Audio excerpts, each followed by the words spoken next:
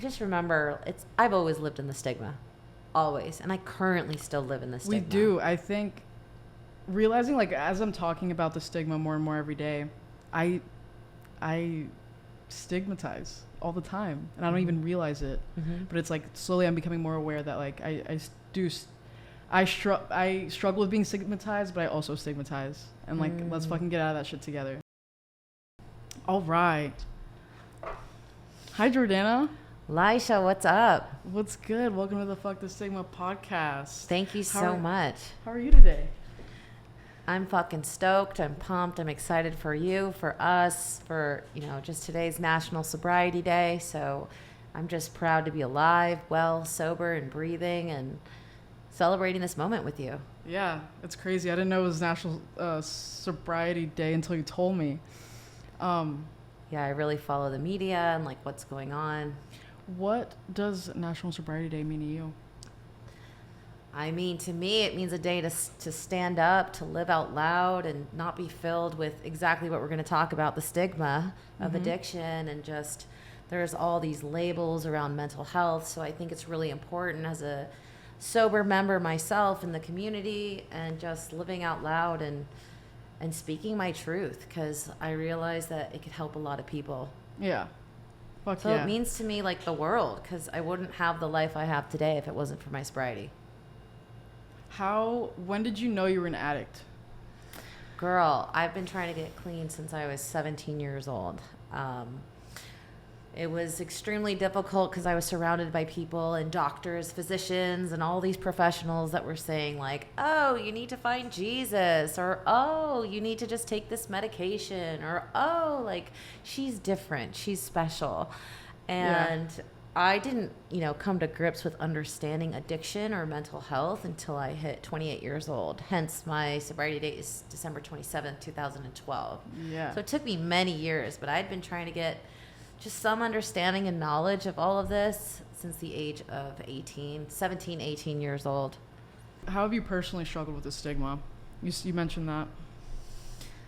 So, well, first and foremost, happy to share my story a little bit with you. I'm from South America, and I think, being Latina yourself, being raised in a Latin home, Latin culture, it's normal to drink, it's normal to party. For sure. They value, like, siesta time, where, like, stores are open in the morning, let's shut down around noon, and then we're open all night long. And it's just like a culture of, like, there's a stigma around it too, where it's like, oh, party, Latina culture. Like, oh, they just party all the time. But, when I was really young, I think, I remember my parents did everything they could to give me the American dream, in their era, their generation, to break free from the chains of, some of the things that were going on in their country. To be able to provide my sister and I with the American dream was everything. So my mom, I remember from, like, a very young age, was constantly trying to break the stigma that was placed upon her. What was the stigma placed upon her? So my mom's, like, sorry, Mom, don't want to disclose your age, but she's, like, in her mid-70s. Yeah. Dad's in his, like, 80s, but, they were raised in, like, a culture where the man provides in the household and the woman is supposed to work and raise kids. That's it. And my mom, she was just always such an active, like, go-getter, and she knew that she wanted to, one, be a professional ballerina, or two, be a doctor. And I guess from my many stories and conversations with family, my mom pursued and, aggressively, like, fought the stigma every day, hearing her stories about medical school. Was the stigma with her was, like, we can't have, like, they can't be doctors. Right. You can't, like, females, and being Latina, like, you're supposed to be at home, raise the kids. Yeah. It was definitely not like that in my household. No. Because my parents came from Dominican Republic over here to, like, start a life for their kids. Yeah. And they were actually just both working their ass off for that to happen, to make that happen. Yeah. And kind of just, like, that's what I grew up with, was just two very hardworking parents. And they're like, this is what you need to do. You need to work so hard for what you want. Like, just blood, sweat, and tears work. Yeah. Like, there's no way that That wasn't living. Well, it's kind of similar because my parents are both doctors. Yeah. So being raised in that era, like, of course, they grinded and hustled. And I'll never forget a simple story my mom shared with me. She was going to go take her test to become a doctor. Mm-hmm. And these guys that were there in the testing room with her were just mocking her and ridiculing her. And she got kind of like emotional about it. But then she pushed through and passed the test with flying colors. And so I think I was just kind of born into a household with the stigma, you know, and just trying to overcome it, like being Latina, also being, you know, raised with a family that's just very successful themselves, overcoming their own stigmas. And I think I've just been exposed to it since like early youth. Yeah, and I feel like it's definitely generational. Like whatever your parents told them, that's what they know. That's all they know. That's what they believe now at this point. And then it's just passed down to you. Absolutely. What do you think made you get out of that? Like out of the, like this isn't the way to go. Girl, Like I just remember like when I started hitting like puberty, you know, and I had this amazing like professional figure skating career. I was a professional gymnast as well. And I remember just constantly striving like what defines a good girl, Mm-hmm. you know. I always wanted to make mom and dad proud. I always wanted to, you know, be number one, especially at school. I had, you know, straight A's, but was told, you know, you got a learning disability, all this stuff, all these labels. But I started to realize, like, something's off. Like, why am I living to please? Why can't I just be myself and be accepted the way that I am when I hit, like, 18 years old? Because I had a moment. They call it, like, a spiritual moment of clarity. In the rooms, they call it that. I had a moment where it's like, why am I trying so damn hard to please all these people? And, like, what about what I like? Yeah, what does Jordana want? Yeah. Exactly. So that was your moment? So that was my moment. And I started this awesome journey with like therapists and professionals, just kind of like trying to rediscover my identity. Yeah. That my identity was so wrapped around like my mom's identity for me. Yes. And there was no, like, I had no voice, no reason around it. It was just, okay, what mom wants goes. I definitely relate with that. Can you? Yes. Yeah, I just grew up with just like, as you see, I'm not exactly the most feminine presenting woman. So I was like pushed into this, Laisha, you need to buy this dress. You need to buy dresses. You need to dress like a girl. And I'm just like, I just want to wear a hoodie and baggy pants and things. And it's just like, that didn't fit the ideal Hispanic woman. Right. And like, I was trying to mold to like my mom's ideals of what she wanted me to be and who she wanted me to be. And I tried it for a while. I really tried it out. I just did not feel comfortable in my skin. I did not feel it. I just like, I didn't like being who I was. I didn't know who I was. And a few years later, like as I'm getting sober, like that's when I'm figuring me out. How do I want to look? How do I want to present myself? What do I identify as? Girl, I totally get it. Like growing up, my sister and I used to wear like matching outfits. We looked like sailors or like, you know, we'd be matching and, you know, dressed to the nines sometimes. And we would always be like, I don't feel like myself. I don't feel comfortable. Like, why do I have to dress a certain way to like go to church on Sunday morning? Mind you, when we get home, it's like a totally different story. So I just remember so when you got home, it was a whole different story. But like the way you had to present yourself to the world. Yeah, it was all like, I just remember my sister and I like being in our rooms and being like having conversation. We're just like, this isn't right. This isn't normal. Like, what's going on here? Like, why do we have to like not show ourselves for who we are and like watch what you say, be mindful of who you speak to. And it was just like living this double life that was just really difficult to kind of maintain and like be a part of. It was never appropriate to express your feelings in my family. Yeah. Feelings don't matter is what I was raised with. Like they don't matter. Who cares? Like just, you know, suit up and show up kind of thing. But like it kind of created this like this insecurity, I would say, like within me that like it's not appropriate to share how you feel. Yeah. Hence, it caused a lot of problems for me growing up and having my own journey of addiction, of not being able to vocalize or express like how I really felt. Yeah, I relate with that as well. Yeah. In my family, it wasn't just like don't acknowledge feelings, like they didn't ever vocalize it, but it was just no speaking about feelings. Yeah. Like we never spoke about it. If I could be crying, upset, throwing a fit, they're like, Laisha, shut the fuck up and go somewhere. You're not going to be doing that here. Yeah. And just like I had to learn how to cope with it on my own. It was just like fits. I was just throwing fits and tantrums like a kid for a long time because I didn't know how to cope with them. And then my parents just wouldn't acknowledge it or didn't know what to do. And if my parents were feeling some type of way, I didn't know what to do either. It's just like, I guess I'm going to let that play out because this isn't something we acknowledge. We just see it, ignore it, push it away, and then it's gone. Yeah, and it was not only with my parents. I feel like, I went to an all private Catholic girls school. Like, it wasn't all girls, but it was like a Catholic school. So we had like all these rituals, all these routines.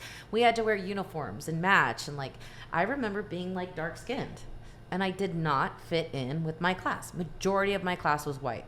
I was like, kind of dark skinned and Latina and like green eyes, didn't match the mold whatsoever. And I remember like being corrected before I walked into school from my mom, like, hey, put your shoulders back, like, hey, look perfect. And like, I felt like, oh, so just being myself is not enough. Yeah. So I was raised with this belief system that like I'm not enough. And after doing a tremendous amount of work and like being in my sobriety and meeting people with similar upbringings, and also being raised like around the media and seeing the stigma around the media, but how progressively it's changed ridiculously. Yeah.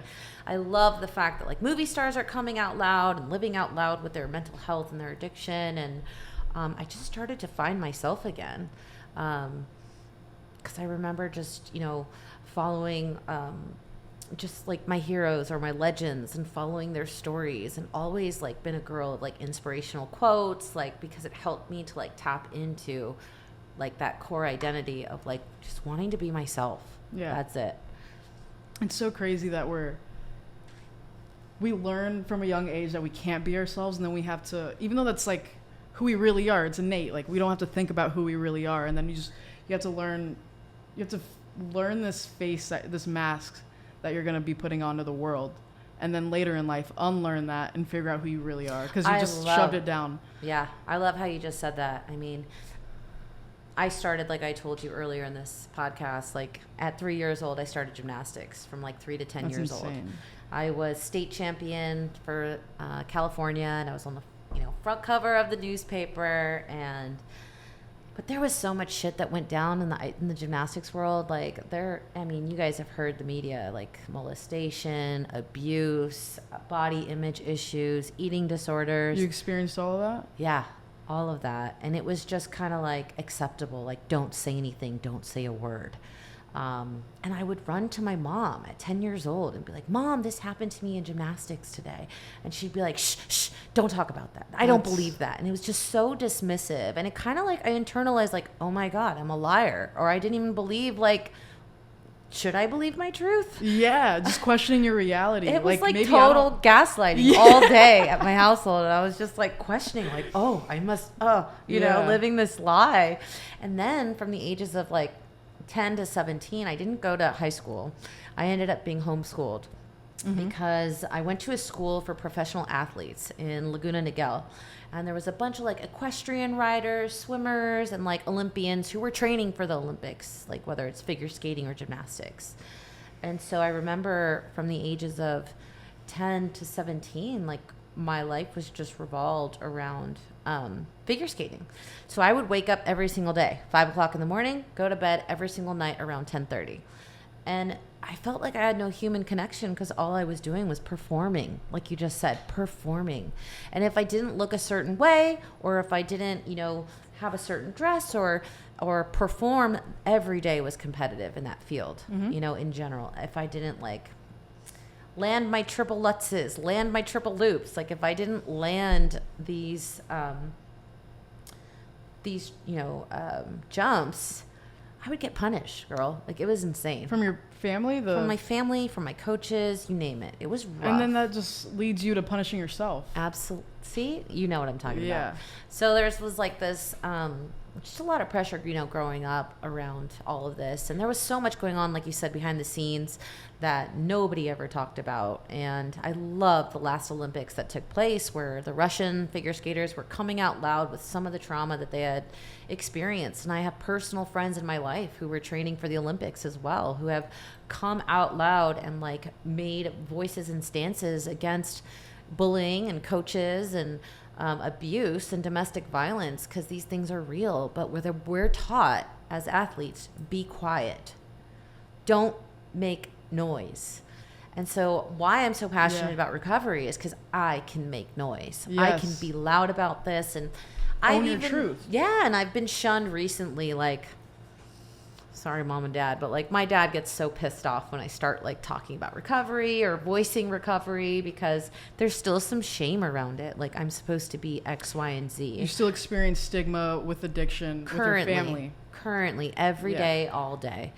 I mean, when we have friends over for the holidays, it's like, don't tell them you're an alcoholic, or don't tell them that you party. And I'm just like, you know, and they'll still be like, why do you hang out with those people? And I'm like, those people helped me save my life, you know? So I kind of have that stigma every single day with my immediate family. And there's no way to like, and you've tried to enlighten them, right? And it's just, it hasn't gone anywhere. I've tried to enlighten them, but they don't get it. Do you think it's just not possible? Do you think there's a point where people have just been like so deeply ingrained with a certain belief that it's just, you can't change it? Absolutely. And there's like all these mental health diagnoses for it, especially working in this field for 10 years. Yeah, there's borderline personality disorder, it's called, where it's like, you know, you have this one vision of what life should look like, what it ought to be like. And if somebody like comes in and interferes, I mean, don't quote me like scholars, etc. But like my mother struggles with that. And it's like, there's like an inability to allow someone else to be exactly who they are. So it's like a lack of true, like, lack of accepting the truth. I see. Kind of. I mean, I can give you the DSM-5, you know. DSM-5. Because I don't want to be yelled at by scholars. Borderline. We're trying to be accurate. Yeah. Why not? That's interesting. I honestly don't know much about borderline personality disorder. It's basically a mental disorder characterized by unstable moods, behavior, and relationships. The cause of borderline personality disorder isn't well understood. Diagnosis is made based upon symptoms. So it's just constant mood swings and I don't know. It also says, you know, symptoms include emotional instability, feelings of worthlessness, insecurity, impulsivity, and impaired social relationships. Borderline. Yeah. Impaired social relationships. So I just remember you know, like my life was so secluded when I was a teenager. It was just, how so? My mom didn't like anybody. Yeah. Nobody was good enough. Yeah. Nobody could be my friend, and nobody's welcome to the house. So it was very, very isolated at home. Closed doors. And it was only like, imagine being raised with just one person's view and concept 24/7. And my dad, God forbid, would never like, you know, open up or defend me. Because mind you, he was a well-renowned surgeon and he was working every single day. And so it would just be like, and I spent every single day with this person. So yeah, nobody was good enough and I couldn't hang out with people. I was very, very, very secluded. You know, to my house and to my neighborhood and to the figure skating rink and that community, if you will. I have a lot of friends that we could even join us in this podcast at some point who will gladly kind of share similar experiences that they had, because it was extremely painful. But I'm so grateful, you know, for recovery and for my story. Yeah, you can own it now. I love my story. I own my story, and I live it out loud. And yeah, it pisses people off, but I don't care. It's helped me become the woman that I am today. I struggled for so many years against the stigma of like needing to look perfect and perfectionism. You know, I was always told in figure skating that, you know, I was the kind of stocky kind, you know, where your body's not like perfect and like ballerina type. I was a stocky figure skater. I was known, my nickname was Jumper. My other nickname was Frog, because I had these like thunder thighs and I was strong and I was kind of like athletic wise. How long did you figure skate for? I figure skated for 9 years. 9 years? Yeah. And so I remember like right before I went out to one competition at the Nationals event, I was told like, oh, she's not going to place because she doesn't look like a ballerina. What? It was so offensive. And of course, that's going to fuck with my self-esteem. How am I going to go out there and perform my best? Yeah. I mean, I totally like did horrible at that, you know, show and that event. But I just remember I've always lived in the stigma. Always. And I currently still live in the stigma. We do. I think realizing, like, as I'm talking about the stigma more and more every day, I stigmatize all the time, and I don't even realize it. But it's like slowly I'm becoming more aware that, like, I struggle with being stigmatized, but I also stigmatize. And, like, let's fucking get out of that shit together. I you love know what it. I mean? Like, fuck that stigma. I'm all for it. I mean, again, like, I've always been, I got almost 10 years clean and sober. And December 27th, I'll have 10 years clean and sober. And, like, I'll never forget attending, like, my first AA meeting combined with a therapy session in a sober living home environment. It was the first time in decades that I started to feel like I can be myself. And I would, like, roll out, 5 a.m. prayer and meditation time at the sober living. And there's some roommates there smoking cigarettes, kicking back with their feet up. And I'll never forget, like, my first month, I would get, like, dressed up at 5 o'clock in the morning thinking that that's what they expected me to do. And then when they said, why are you all dressed up? Like, this is just prayer and meditation. Like, be yourself. Wear your flip-flops and your pajamas. Like, you don't have to perform right now. I was like, oh, this is, like, foreign territory right here. Yeah. I thought, like, God forbid I ever walk out of the house in my pajamas. Yeah. God forbid if I ever threw my hair in a bun and walked to the grocery store. That's unacceptable, especially in our culture. You have to dress to the nines, always dress to impress, and you gotta look good. If you don't look good, you're never gonna get anywhere. Yes, dude. That's literally what I grew up with as well. It's just like, Laisha, how can you let the world see yourself like that? But it was so refreshing when I started to get into recovery and I started meeting people that were just like me. And we had similar, like, upbringings and raised with these stigmas. And shit, I'll never forget. I did go to the grocery store in my pajamas and a thrown back bun, and I looked dope as fuck. I didn't care. I felt like myself. And then somebody came up to me and was like, you have a vibe about you. I'm like, oh, really? I have a pajama vibe. Like, this is great. But it all makes sense to me now, like, being an adult, that, like, as I relinquish the whole, like, concepts and ideologies of what, the media shares, or what, politicians even share, or, like, what society supposedly deems as acceptable or not, as I relinquish that control and I'm just myself, girl, I dance as if nobody's watching. I could care less. And that's one of my, like, hobbies today is, like, you get me in a dance party, you get me in, like, a pool party or a dubstep show, or people have just, like, recognized and noticed, like, I feel free. Fuck yeah. And that's, like, my greatest, like, hobby is going to music shows, music festivals, and just getting a group of friends and just going, because, like, it's in that moment when you're dancing and it's like nobody's watching that, like, I feel free. And no judgment, because everyone's doing their own thing. They don't give a shit about me. Yeah, everybody but I'm is just, only like, thinking about them all the yeah, time. but it's so cool when you look around the room and you see people dancing.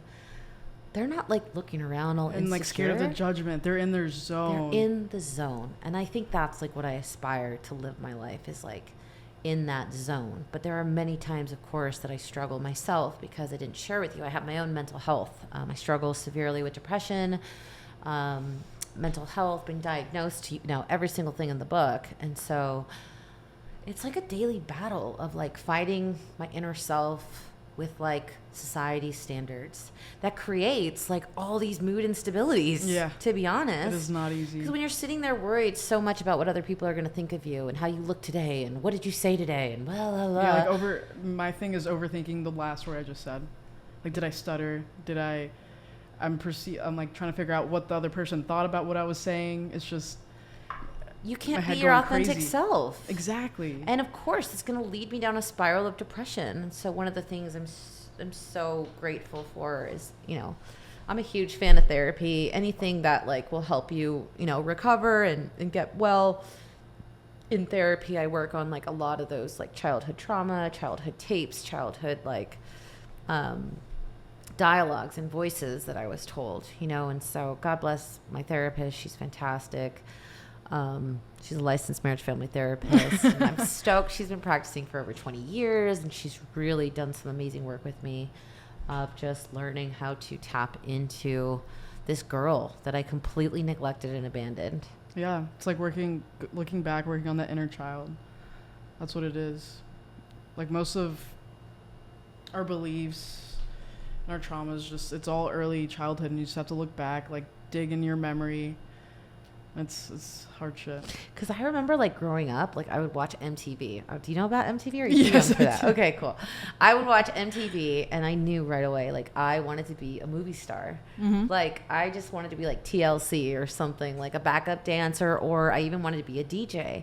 And so I vocalized that out loud to my family, like, because I was like glued to the TV. Just like, oh, in awe, like I've never seen this before. And I remember being like 7 years old or 6, somewhere around there. And I used to watch My So-Called Life, and then it would be like 45 minutes of like nonstop hits, like 1 through 10 with Ryan Seacrest or whatever. And I remember saying to my dad, like, oh, and my sister too, like, I want to be a DJ. Like, that's all I want to do is be a DJ. And I want to be a backup dancer. And it was immediately like shut down with this negativity. There's no way. And just like, you're too ugly to do that, or just whatever, anything to shoot, you know, the dream, if you will. And today, like, I try not to let anything like stop me from the dream. Like, I'm always going to have new dreams, new fantasies, and I'm just going to do it, you know? Fuck yeah. I love that. It's inspirational. Hell yeah. I have to live my life like that. Because otherwise I get like trapped in my own head. And my own head is like sick with still like convoluted tapes, negative tapes. You know, I had like, you know, bits and pieces of my story. I was suicidal. You know, I wanted to kill myself because I thought everything about me was horrible. And I have scars to remind myself, and I'm grateful for all of them. And I got like an awesome tattoo over it that says love with a heart rate monitor all over it. Yeah. Just to like, love is real. And I'm just grateful today that it's like National Sobriety Day, and like I don't want to kill myself, and I just want to like carry the message with you and be a part of this, you know, movement with you, because it's like become a lifestyle for me. This isn't like a forced lifestyle. This field, this industry, like this recovery, like found me, and I had no idea that this was something I was going to do. In my head, and the stigmas I was raised with was, you got to go to school, got to get your education, got to get an MBA, or you got to become a doctor or a lawyer or this to like find freedom, right? Yeah, or live a happy life. Live a happy life with tons of money and like, you know, make it, right? We got to make it. And I almost killed myself trying to get all that stuff. You know, I went and got my MBA, got my bachelor's degree. I graduated from college, but I remember being completely miserable studying a field that you didn't want anything to do with. Yeah. And then when I got sober, somebody was just like, hey, like, why don't you come volunteer? And I was like, volunteer? Who works for free? But I was like, you know what? I have nothing to lose right now. I don't have any income. I don't have a car. I'm living at a sober living. I'm just trying to like figure my life out for myself. Mind you, I always will have support. Don't get me wrong. I always had support, but chose to kind of like figure it out. So I went and volunteered at this treatment center in Pasadena. And they said, hey, why don't you drive the clients? Because you spend more time here at my sober living than you do at your own personal house. Yeah. And I said, and I was thinking to myself, like, why is that? And I said, because I found my people. I found community. I felt like I could breathe when I walked into an AA meeting.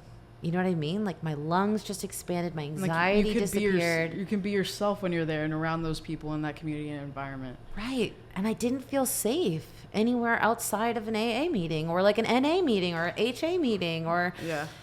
I felt like it was like the secret tribe. Yeah. Where people would like... Yeah, where people would like, you know, tell me your secrets and I'll tell you mine. And I felt like I needed that because I never had that growing up.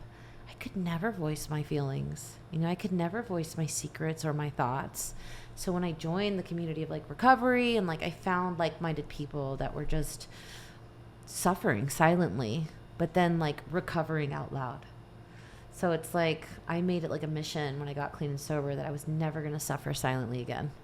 Suffering silently is extremely painful. And I'm sure, you know, you've been through it yourself. Definitely. Is there anything you would want to change about your story? No. Not a single thing? Hell no. How many people can, and I'm not tooting my horn, forgive me, but like it's my story. But like, how many people can say, oh, I was a gymnast and I was on the front page of the LA Times at age 9? How many people can say I was a professional figure skater training amongst professionals, developed an eating disorder, severe bulimia and anorexia, suicidal ideations almost every other year, multiple times in the year, have overcame like mental health, still working on it every day. But how many people can say like, I'm so proud of my story, I'm so proud of like other people who are recovering from addiction? This shit's not easy. This shit is not for the weak-hearted or the light-hearted. It's actually for those that never give up. Like, this is where strength kicks in. And I think people get it twisted, like, oh, admitting you're an addict or an alcoholic, like that's weak. It's actually strength. It's empowering. I have this amazing mentor in my life, and he constantly tells me, like, it's your fucking superpower. I love that. Mental health, substance abuse is your superpower. Wear That's it, fucking own sick. it, believe it, and live it. And I'm like, that has never, like, left my brain in, like, the last 3 years since I met this mentor of mine. Because it's like, for so long, I viewed mental health and substance abuse as a crippling, like, you know, crippling / negative connotation. Mm-hmm. But when I heard those few words, it's actually your superpower, I was like, ding, this light went off in my head that it's like, it's all about perception. And I had no idea of how skewed our perception was. Exactly. And I feel like God places people at the appropriate times of your life to help you change your perspective so you can shine. That is beautiful. Thanks, girl. I mean, I definitely, some people will be like, oh, you're like the poster child for AA, or you're like the poster, you're like always so happy and like uplifting. And, you know, the reality is like, I don't have to sell my truth. You know, like my truth is my truth. I know my story, and I share it and I live it out loud with people like yourself, you know, and that's why I work in recovery. Yeah. I love running an organization. Our culture is so cool. It's got a great vibe. We have, not everybody's in recovery here in the organization that I'm running. It's people who support it. It's people who support it, who believe it, who've had family members go through it, and they might have their own secrets that they haven't disclosed yet. Yeah. So you can't judge a book by its cover. Not at all. Everyone's been through something. And so I would have to say that my life today is like beyond my wildest dreams. Never in a million years would I think I'd be here with you on a podcast. 2, never would I think I would be like privileged enough to run an organization with kind of the same culture, vision, and mission as our CEO, who's dope as fuck, who lives out loud as well and like is very passionate in the industry but very silent. I love that about him. It's so cool. Like, I'm like, you operate behind the shadows. He's an interesting chap. Oh, it's fantastic. It's so cool. But I think that's why, like, we all vibe, is because, like, I have a strength, he has a strength, you have a strength, and a lot of our employees have, like, fantastic strengths, too. And our main purpose here is to just plant a seed. Like, plant the seed in someone's life that your stigma, your illness, your mental health diagnosis, your addiction, or what society has labeled, fuck that. Who are you? Who do you want to become? Where do you want to go? What are your goals, your dreams, your visions? And like bringing them to life. Because we all can make an impact. And so I think that's what my passion in life is. You know, I had all these ideas, but like my passion is just to plant the seed and help someone else and pay it forward.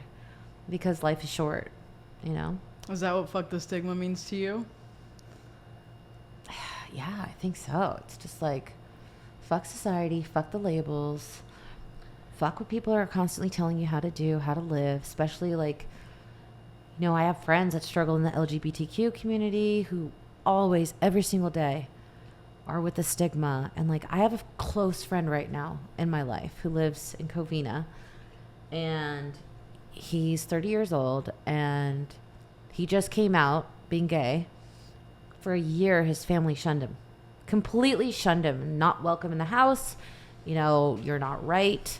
It was just so sad to be a part of. And then he went down his own trail of addiction and then overcame it and is now completely comfortable in who he is. And, you know, just did the love Love Festival, The Love Foundation. the Love Foundation, like Love Fest. WeHo Pride. Yeah, he went and just like recovered out loud and was like, it was so fun. Like, it was cool to see my friend like really, who isn't an alcoholic or an addict, but like struggling with that, overcome that and reach out for support. We definitely all struggle with different things. It's just some people speak about it and others don't even know that they have it, don't acknowledge it. They never learn to acknowledge it. Yeah, and I think the goal behind Fuck the Stigma is like to encourage people to live out loud. Yes. Stop being afraid, stop being insecure, stop doubting yourself. Like, yeah, you went through some trauma. Let me hear it. Let's identify. Let's hear your story, and acknowledging like that fucking sucks. No kid, no human being deserves that. And then like, okay, cool, you've processed it. Let's find a solution. And like, let's rise together. Yeah, because this is definitely something we have to embrace, not be scared of. Absolutely. You know? And we have to like come in unity, because like not one person can do something. It takes like a tribe. Kind of like that saying, that quote, your vibe attracts your tribe. Like, I think that's what it is that we're doing. What does it mean to you? Fuck the Stigma means to me, just like what you were saying earlier about like you go to the rooms of like AA, whatever it is, and you feel it, like you can breathe. Yeah. Take that mask off. I Fuck the Stigma means to me like a community where you're not afraid to talk about what you're going through. Right. Like, it's not something to be ashamed of. Yeah. It's something we should feel empowered about, and owning our truth. Yeah. And like seeing ourselves for who we really are, you know? Yeah. And hopefully, you know, there's so many musicians, artists, and, you know, professionals out there that struggle with mental health and substance abuse and just, you know, the stigma. And they don't talk about it. They're suffering silently. So I'm just stoked to be a part of this movement with you. You know, thank you for asking me to come out and share bits and pieces of my story. Thank you for speaking with me today, having a nice chit chat on the podcast. Likewise. This is so much fun. Cool. Thank you for watching. Thank you for joining us today on the podcast. Walk away. Walk away, Jordana. Or give me like a high five.